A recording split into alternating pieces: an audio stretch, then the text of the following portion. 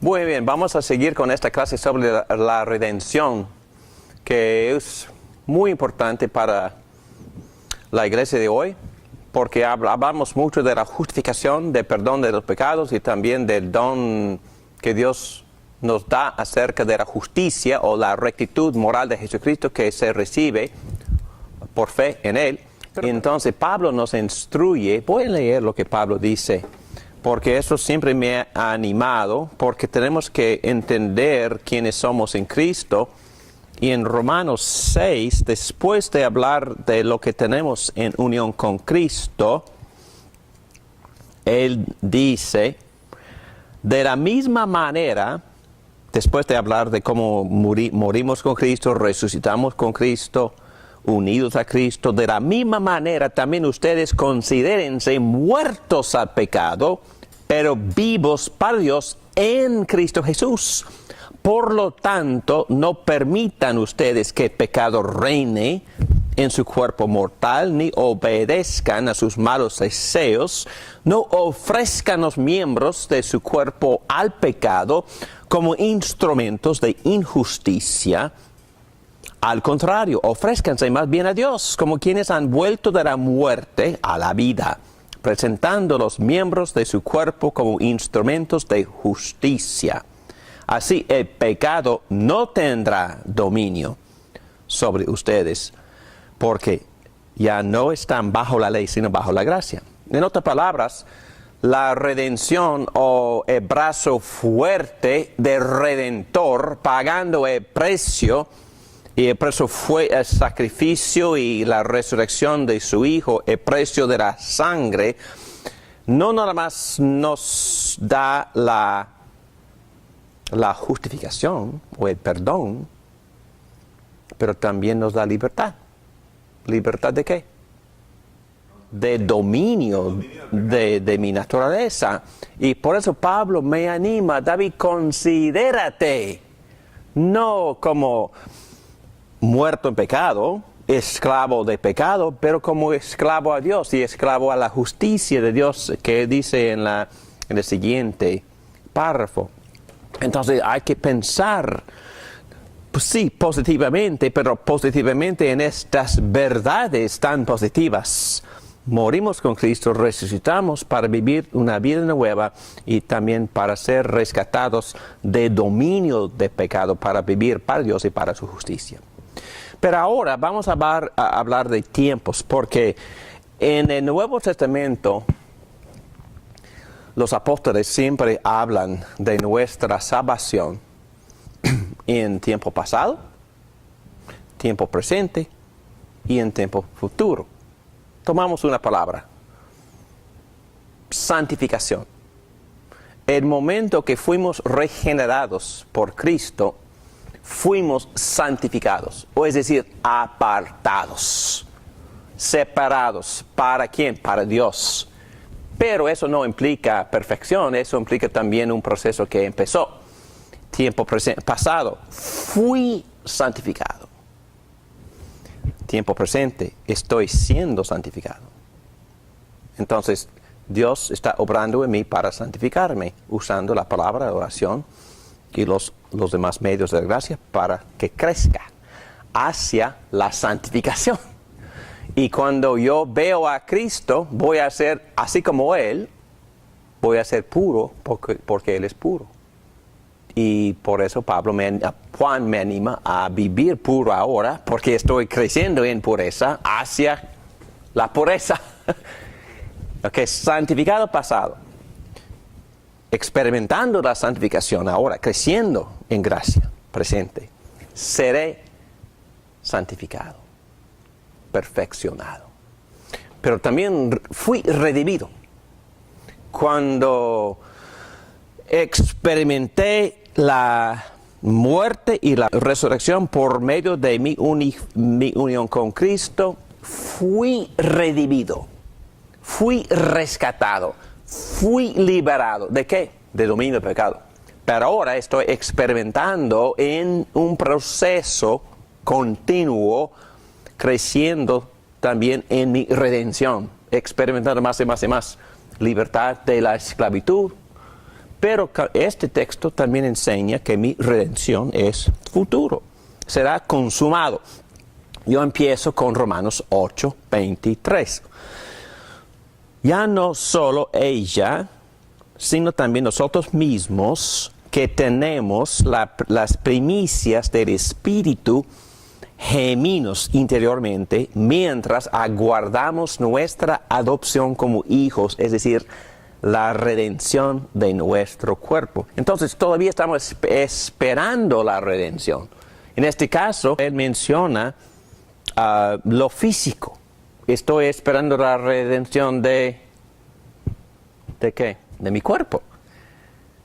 Y eso también muchas cosas van a empezar al ver la resurrección de mi cuerpo. Dice que la misma creación está esperando su propia restauración, su propia renovación, pero tiene que esperar que las primicias, tiene que esperar la resurrección de mi cuerpo. Y todo esto es garantizado. No agravien al Espíritu Santo de Dios, con el cual fueron sellados para el día de la redención. Entonces, ese día fue, ese día es hoy, pero todavía está de llegar. La redención también es un día en el futuro, el día que venga Jesucristo. Entonces, la aplicación actual. Este texto es bello. 1 Pedro, capítulo 1, versículo 17. Ya que invocan como Padre al que juzga con imparcialidad las obras de cada uno, vivan con temor reverente mientras sean peregrinos en este mundo. Como bien saben, ustedes fueron rescatados de la vida absurda, una vida de vanidad, que heredaron de sus antepasados. El precio de su rescate no se pagó con cosas perecederas, como el oro o la plata, sino con la preciosa sangre de Cristo, como de un cordero sin mancha y sin defecto. Entonces, ¿cuál debe de ser mi actitud? Reverencia, pero también gozo, ¿verdad? Por lo que Dios había pagado. Gratitud y asombro por el costo incalculable de mi redención. Nadie puede salvar a nadie ni pagarle a Dios rescate por la vida. Tal rescate es muy costoso. Ningún pago es suficiente. Interesante, ¿verdad? Salmo 49. Que no podemos pagarle a Dios por lo que Él hizo. Y ni hacer lo suficiente para merecer lo que Él hizo. Entonces siempre estamos en deuda. Porque este pago que Él pago para rescatarnos es incalculable, es infinito el precio, el valor. Muy bien. Este concepto ahora es muy importante. Vamos a empezar a hablar de las aplicaciones. El pueblo libre que pertenece a Cristo. Libres para libertad. Es muy curioso como Pablo dice en Gálatas capítulo 5, versículo 1. Cristo nos libertó para que vivamos en libertad. Por lo tanto, manténganse firmes y no se sometan nuevamente al yugo de la esclavitud. Entonces hablamos de dos yugos, ¿verdad? Al principio de la clase. El yugo de libertinaje, pero vivir en pecado, o el yugo del legalismo, volver a insistir en ciertas leyes ceremoniales o inventar otras. Y no sé por qué, pero a la iglesia le encanta inventar reglas pensando. Quizás criticamos a los que, estuvimos hablando de los que chismean, ¿verdad? Porque el chisme es pura autojustificación. Si yo puedo hablar mal de otra persona, eso me hace sentir bien de mí mismo. Es una forma de justificarme. En vez de ser justificado por Cristo, me justifico por ver a otra persona que yo considero inferior moralmente. Y eso es, bueno, una tontería, obviamente. Pero también hacemos lo mismo cuando inventamos reglas. Entonces, a veces en las iglesias inventamos reglas que en verdad no tienen nada que ver con nada. O quizás tienen algo que ver, pero insistimos en una cosa exagerada como regla, insistimos en obedecer esa regla, y por hacerlo así pensamos que estamos justificándonos, estamos haciéndonos superiores a los que no obedecen estas reglas. Y no voy a mencionarlas porque ustedes saben, cada iglesia tiene su propio listado, ¿verdad? De esas leyes, son innumerables, pero en verdad no tienen nada que ver con nada excepto para destruir la libertad y para contaminar la conciencia y para esclavizarnos de nuevo con la suciedad de conciencia y con el temor, y exactamente lo que Dios determinó, liberarnos de esas cosas, de liberarnos de ese yugo, de esa carga. No me entiendan mal, no estoy hablando de libertinaje para pecar. Es que todo se permite. Pablo dice que todo se permite, pero no todo es lícito, o no conviene. Pero cuando estamos hablando de la ley de Dios, la ley moral, lo que Dios prohíbe es desobediencia a sus leyes morales, pero no prohíbe o no insiste en que nosotros nos sujetemos a esos listados de leyes hechas por hombres. Es un punto bastante complicado, porque ciertas leyes existen para el bienestar, cierta disciplina existe para la salud de la iglesia, eso está bueno, pero ustedes saben que estoy hablando de exageraciones y también de confiar en ciertas reglas, pensando que esas reglas, obedeciéndolas, nos hace en un sentido religiosos o superiores, pero es una tontería y una violación del Evangelio. Y también tener cuidado de fórmulas y sistemas. Nosotros tenemos nuestras fórmulas y sistemas y a veces tenemos que tomarlas a la ligera y no pensar que somos superiores porque tenemos un sistema prácticamente perfecto en nuestra mente. No, hay que tener cuidado de todo y respetar a todos y entender bíblicamente lo que significa la libertad a la cual Cristo nos ha llamado. Vamos a ver. En un sentido, Cristo nos liberó de la esclavitud para hacernos esclavos de Él, a Él. Aquí dice, ¿acaso no saben que su cuerpo es templo del Espíritu Santo, quien está en ustedes, y al que han recibido de parte de Dios? Ustedes no son sus propios dueños. Fueron comprados por el precio. Por lo tanto, honren con su cuerpo a Dios. Y este dicho que todo el mundo, perdóname, feminista, dice, yo soy dueño de mi cuerpo. No es, no. Usted no es el dueño de su cuerpo. El creador es el dueño de su cuerpo.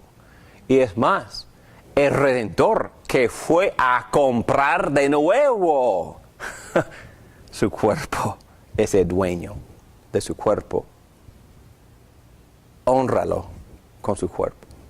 Y eso tiene muchas implicaciones de dieta, y no exageradamente, y no legalísticamente tampoco. Pero hay que cuidar el templo con buena dieta, buen ejercicio, eliminar los vicios, tomar todo en moderación y cuidar el templo con buen sueño de noche. Ok, 1 Corintios 7. ¿Y eso incluye la sexualidad? Definitivamente. En el contexto, Pablo está hablando de la sexualidad. Es que la Biblia condena cualquier expresión del sexo fuera de pacto matrimonial. Punto. Ok. 1 Corintios 7, 22, 23. Porque el que era esclavo cuando el Señor lo llamó es un liberto del Señor. Del mismo modo, el que era libre cuando fue llamado es un esclavo de Cristo. Ustedes fueron comprados por un precio, no se vuelvan esclavos de nadie, sino de Cristo. Pero ¿por qué es una cosa tan agradable ser esclavo de Cristo? ¿Por qué? Porque me ama. Me ama. No hay Me ama perfectamente bien. perfectamente. Sí. Quiere lo mejor para mí. ¿Y quién es y qué es Cristo en su carácter? ¿Es santo? Es amor. Oh, ser esclavo al amor, ok. Es gozo. Ser esclavo al gozo, ok, eso me llega, ok. Entonces, estamos hablando de ser esclavo a la perfección, a la que me da satisfacción, a lo que me da gozo y paz. En otras palabras, estar o ser esclavo a Cristo, mi amo, es entrar en amor perfecto. Y vivir, y voy a llegar aquí, es vivir como el ser humano que Dios intentó que yo fuera. Y ese ser humano, esclavo al amor, esclavo a mi amo, esclavo a Cristo, esclavo a la santidad, esa vida va a ser sumamente más satisfactoria. A mí y a ustedes. Muy bien, vamos a seguir. Juan 8:34 de nuevo. Ciertamente les aseguro que todo el que peca es esclavo de pecado. Respondió Jesús. Ok, seguimos. Nada más esta alabanza. Y entonaban este nuevo cánticos. Digno eres de recibir el rollo escrito y de romper sus sellos. Porque fuiste sacrificado y con tu sangre compraste para Dios gente de toda raza, lengua, pueblo y nación. De ellos hiciste un reino, hiciste sacerdotes al servicio de nuestro Dios y reinarán sobre la tierra. En parte, ahí está la respuesta. Me rescató, me redimió para ser rey y sacerdote. Y ya sabemos de lo que estoy diciendo, ¿verdad? Porque estudiamos todo esto en el curso del llamado. Rey en el sentido de reinar aquí en la tierra, mostrando a todos los que ven la forma en que reino, que aquí reina Jesucristo. Resumen, ok, ahí vamos. Ese resumen me anima muchísimo, ok. Página 168. 1. El hombre es por naturaleza un esclavo al pecado. Y fíjense en este listado. Todo esto está en mi corazón y en el suyo. Lo que sale de la persona es lo que la contamina. Porque de adentro del corazón humano salen, exacto, la inmoralidad sexual, los robos, los homicidios, los adulterios, la avaricia, la maldad, el engaño, el libertinaje, la envidia, la arrogancia y la necedad. Todos estos males vienen de adentro y contaminan a la persona. En otras palabras, gracias a la gracia de Dios y gracias al fruto que es dominio producido por el Espíritu Santo, no todo esto sale. Gracias a Dios. No todo eso se manifiesta, pero todo está ahí. Todo esté, ojalá, dormido, como Pablo dice en Romanos capítulo 6, bajo el dominio del Espíritu Santo, y no bajo el dominio ni la expresión de mi naturaleza pecaminosa. Pero nací con todo eso en mi corazón, en otras palabras. Y gracias a Dios por la redención que poco a poco está eliminando y cambiando. Pero todos tenemos todos estos desafíos. 2. Cristo pagó el precio de la libertad. Otra vez, volvemos a la pregunta, ¿a quién?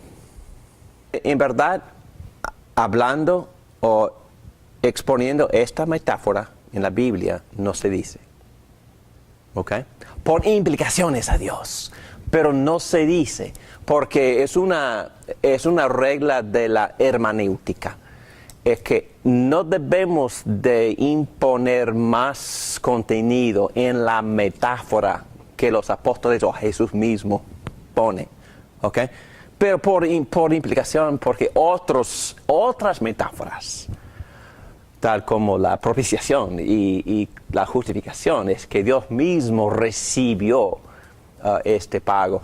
Pero cuando habla de la redención, especialmente en el Antiguo Testamento ni en el Nuevo, cuando Dios está redimiendo a los israelitas, y el pago es la fuerza de su brazo todopoderoso, está destruyendo a una nación, pero no está pagándole a nadie precio. Pero eso todavía es el precio, porque implica la expresión de su poder. Muy bien, los redimidos están libres. Muy bien, aquí vamos. Y hay que poner todo esto en la mente, en el corazón y en la práctica. Estamos redimidos, es decir, rescatados, compramos de nuevo, rescatados de la esclavitud. Pero esta pregunta ahora es, ¿de qué estamos redimidos? Aquí va el listado. La culpa. Interiormente purificados de una conciencia culpable, dice el autor de Hebreos. 2. Libertados de la ira condenatoria de Dios, porque no hay ninguna condenación para los que están unidos a Cristo Jesús. 3. Dios nos rescató de la maldición. La ley ya no es nuestro enemigo que nos condena, nos mata, porque llega a ser un amigo, una ilustración, una guía, un maestro para ayudarme, para instruirme a amar, dándome ilustraciones y tocando varias áreas de mi vida para ayudarme a amar correctamente. El mundo malvado. Él nos libró, Colosenses capítulo 1, nos libró del dominio de la oscuridad y nos trasladó al reino de su amado Hijo. También Gálatas 1:4, Jesús dio su vida por nuestros pecados para rescatarnos de este mundo malvado, según la voluntad de nuestro Dios y Padre. Número 5, la esclavitud a Satanás, para que les abras los ojos y se conviertan de las tinieblas a la luz y del poder de Satanás. En su redención, Dios me ha rescatado del poder de Satanás a Dios, a fin de que por fin en mí reciban el perdón de los pecados. Número 6, me ha rescatado, me ha redimido, liberado del dominio del pecado. Ya hemos tocado ese tema. Así, el pecado no tendrá dominio sobre ustedes. La 7, la maldad, es muy importante, la maldad de las aflicciones. Me hizo bien haber sido afligido, porque así llegué a conocer tus decretos. Ahora bien, sabemos que Dios dispone todas las cosas para el bien de quienes lo aman, los que han sido llamados de acuerdo con su propósito. Estos conceptos hay que sacar el contenido que Dios quiere comunicarnos por la metáfora. La redención solo se entiende si la interpretamos dentro de los parámetros bíblicos. Los parámetros bíblicos, dentro de esos parámetros tenemos a un redentor. Y ese redentor sí paga un precio. Y el precio es el de su sangre. Pero no es dinero y no le paga a nadie. La Biblia no nos describe un objeto de este pago. Mejor dicho, volver al fundamento, volver a la base, el éxodo. ¿Qué fue el pago que Dios pagó para redimir a su pueblo? La fuerza de su brazo. Poder. Dios Todopoderoso ejerciendo, manifestando su poder, aplastó ¿a quiénes? A los egipcios. ¿Por qué? Porque los egipcios tenían a su pueblo esclavizado. ¿Y qué más? Porque los egipcios representaban dioses falsos que Dios destruyó por el éxodo. Entonces, mejor interpretar lo que Cristo hizo en términos del éxito.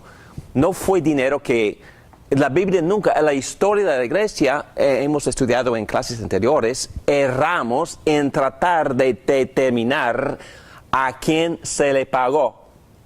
Entonces la Biblia no dice, porque Cristo ejerció gran poder y derramó su sangre para destruir a todos sus enemigos, Satanás, el dominio del pecado principalmente, también las filosofías, la esclavitud de este mundo, la muerte misma. Entonces destruyó a todos estos enemigos por un gran despliegue de prodigios, milagros, poderes, hasta la misma resurrección de Jesucristo. Pero todo esto entiende como una gran inversión de parte de Dios que se llama pago. ¿Y qué es el pago? Sangre.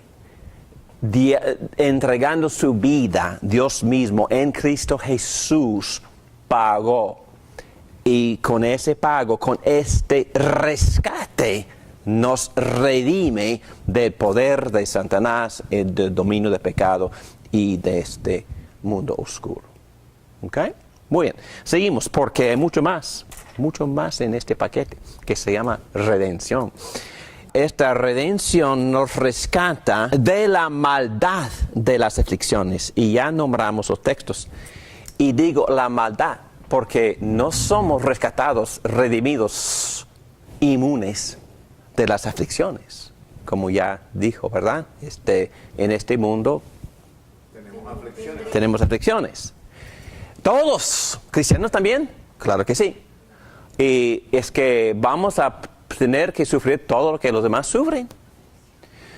Pero también hay otro texto que dice que Dios dispone todo para el bien de los que lo aman y según sus propósitos. Entonces yo puedo considerar mis aflicciones como parte del bien que Dios ha dispuesto para mí.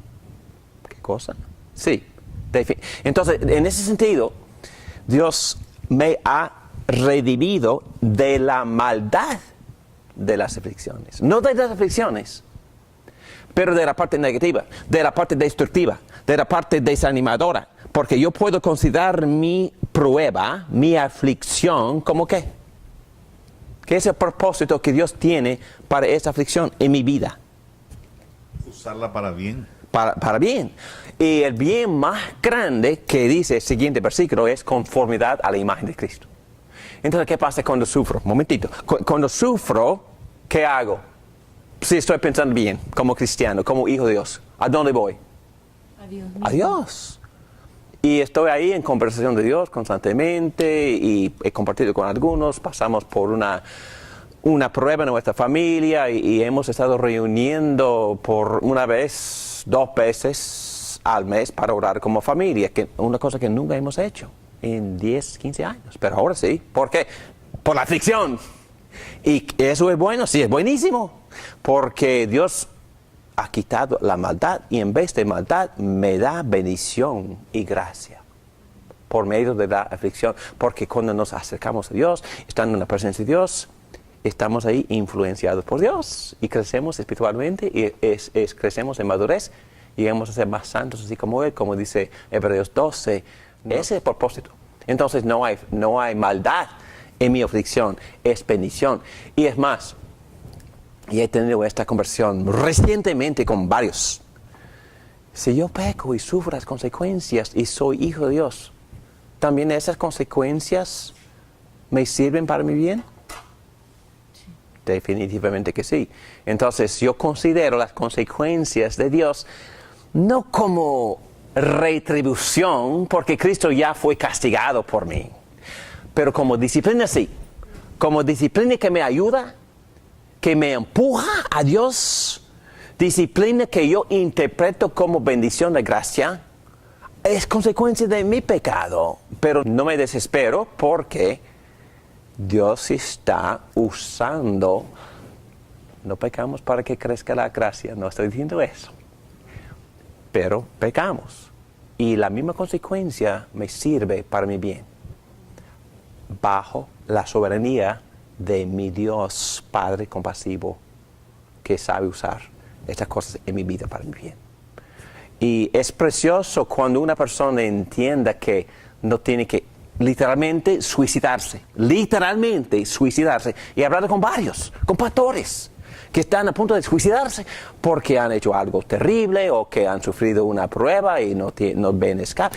No, es que en la aflicción, si sea causada por mí, causada por otra persona, o por la naturaleza, o por lo que sea, Dios ha quitado la maldición de esa aflicción. Y todo sirve para mi bien. Muy bien, seguimos.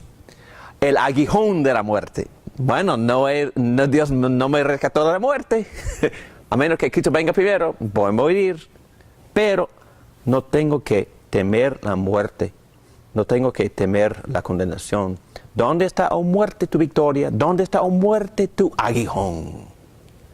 Ya tenemos la victoria en Cristo, el Víctor. Bueno, la victoria de la tumba, ya hemos hablado de eso, fuimos sepultados con Él en su muerte, a fin de que así como Cristo resucitó por el poder del Padre, también nosotros llevemos una vida nueva. Número 10, obviamente somos rescatados, redimidos de la condenación eterna, porque no hay ninguna condenación para los que están unidos a Cristo. Número 11, miedo esclavizante de Dios. Eso es muy importante. Porque ¿quién tiene miedo a Dios? El esclavo. Y ustedes no recibieron el Espíritu de nuevo, que los esclavice al miedo, sino el Espíritu que los adopta como hijos y les permite clamar, Abba, Padre. El Espíritu mismo le asegura a nuestro Espíritu que somos hijos de Dios. Sí tenemos miedo en el sentido de temor reverente, pero no tenemos miedo que nos paraliza, porque Dios, el amor perfecto, quita ese tipo de miedo. No tememos a Dios, no tenemos castigo, es que no motivamos como pastores a nuestra gente por amenazas, porque las amenazas no sirven. Bueno, de vez en cuando sí, pero no como de costumbre. Nos motivamos por la gracia, porque ya somos hijos, no esclavos. Y lo que debemos de tratar de hacer es crear un cariño, un gozo. Así como dice este texto, el Espíritu mismo me asegura. Y por este espíritu de adopción, yo le clamo, Abba, papi, daddy, con cariño. Entonces, la redención de Cristo me quita el miedo esclavizante a Dios. El yugo de la ley ceremonial, por supuesto. Y luego, para terminar, Dios me ha rescatado, me ha redimido de todo eso. ¿Pero qué significa ser libre? A ver, yo creo que yo puse 4 cosas. Número 1, libre acceso. No es cosa pequeña, libre acceso. No sé si algunos de ustedes trabajan con compañías grandes. ¿Cuántos de ustedes conocen al dueño de la compañía o a la persona que se llama aquí en los Estados Unidos CEO, la persona más responsable para todos? Y cuando entra usted en su oficina, ¿cuál es su actitud o su disposición o su manera? Bueno, normalmente tenemos cierto miedo, cierto timidez, etcétera, etcétera. Pero ¿qué dice el autor de Hebreos cuando entramos en la presencia del Creador, el Rey del universo? En Hebreos capítulo 4, ustedes conocen el texto que dice con claridad: por lo tanto, ya que en Jesús, el Hijo de Dios, tenemos un gran sumo sacerdote que ha atravesado los cielos, aferrémonos a la fe que profesamos. Pero también el siguiente versículo dice: porque no tenemos un sumo sacerdote incapaz de compadecerse de nuestras debilidades, sino uno que ha sido tentado en todo de la misma manera que nosotros, aunque sin pecado. Así que acerquémonos confiadamente al trono de la gracia para recibir misericordia y hallar la gracia que nos ayude en el momento que más la necesitemos. Y también Romanos 5 dice, tenemos por medio de Cristo acceso a esta gracia, acceso. Podemos hablar con intimidad con nuestro Padre Celestial, podemos entrar en su cuarto, en su salón, donde está su trono, y conversar con Él directamente por medio de nuestro mediador Jesucristo. Tenemos acceso, podemos llevarle con cualquier queja, reverentemente, o cualquier petición, o alabanza, o acción de gratitud. Libre acceso. 2. El servir a Dios con un amor como de un niño y una mente dispuesta con corazón lleno de cariño. Entonces, liberados de ser esclavos con miedo, a ser hijos, niños, bebés, que sienten confianza y cariño, dependencia y más que nada plena confianza ante su Padre Celestial y su Hijo, el Redentor. Muchos textos hablan de esto. También a una conciencia limpia. Acerquémonos pues a Dios con corazón sincero y con plena seguridad que da la fe, interiormente purificados de una conciencia culpable y exteriormente lavados con agua pura. El último punto, y yo saqué eso es muy interesante. Me gusta contar cosas, pero hay que leer el libro de Éxodo y contar el número de las veces en que Moisés está rogándole a Faraón que él permita que los egipcios salgan al desierto. ¿Para qué? Adorar al Señor. Y yo conté hasta 9 veces. Es la razón que Moisés tiene en mente por la libertad. Aquí son 2 textos. Los ancianos de Israel te harán caso, entonces ellos y tú se presentarán ante el rey de Egipto y le dirán: el Señor Dios de los hebreos ha venido a nuestro encuentro. Déjanos hacer un viaje de 3 días al desierto. ¿Para qué? Para ofrecerle sacrificios al Señor nuestro Dios. Y uno más: ya te he dicho que dejes ir a mi hijo Israel para que me rinda culto, pero tú no has querido dejarlo ir. Por lo tanto, voy a quitarle la vida y a tu primogénito. En otras palabras, cuando Cristo en su redención me paga el precio, me libera del dominio del pecado y Satanás, miedo a la muerte, etcétera, etcétera, el propósito es crear en mí la habilidad de cumplir el propósito para el cual Dios me había creado en el principio. ¿Y qué fue? Adorarlo. Y bueno, y todo lo que hemos hablado en términos de Génesis, todo lo que Dios quería que hiciéramos. En otras palabras,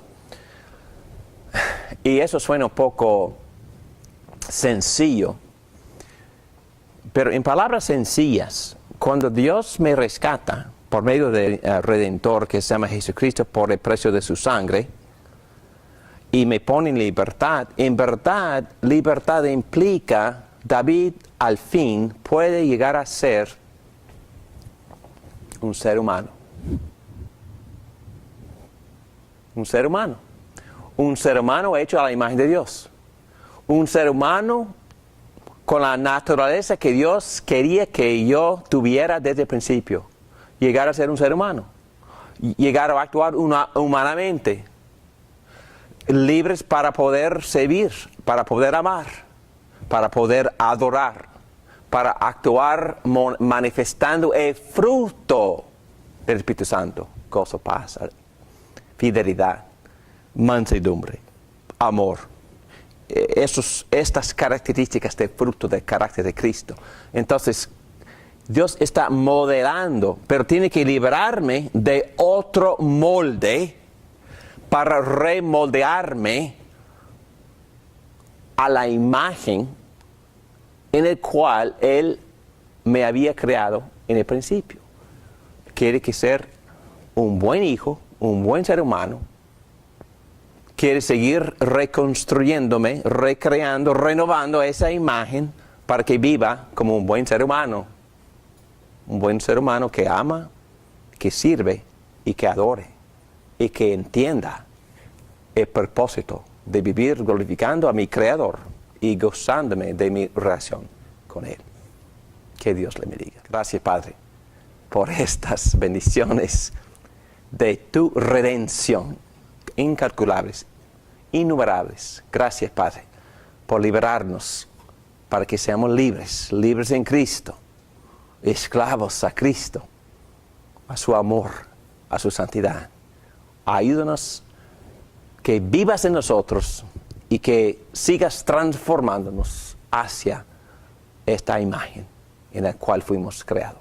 Gracias, Señor Jesucristo. Gracias por tu redención. Gracias por pagar el rescate. Gracias por la libertad en que vivimos. Amén.